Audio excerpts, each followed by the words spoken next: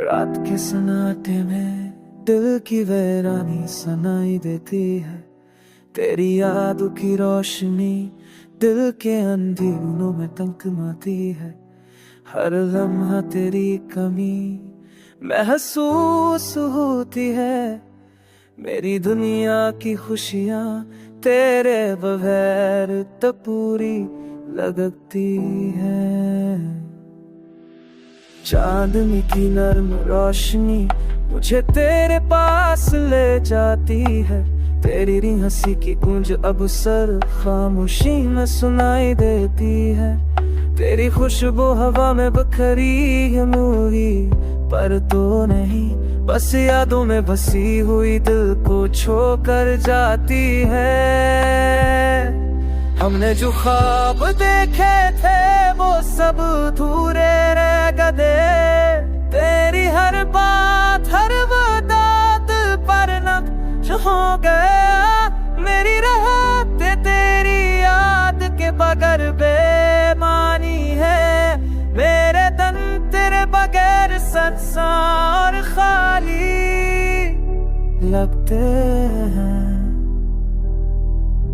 आँखों की नमी दिल के जख्मों से मरती है। तेरी यादों के साए हर लम्हा दिल को छोड़ते हैं। मैंने सोचा था हम हमेशा साथ रहेंगे, पर जिंदगी ने सब ख्वाबों में बिखेर दिए। फासले बढ़ते गए, दूरियां बढ़ती गए। तेरी यादें मेरी तन्हाई में दर्द दर्द बन गए। हर खुशी का लम्हा तेरे बगैर अधूरा। मेरी दुनिया तेरे बगैर संसार और खाली।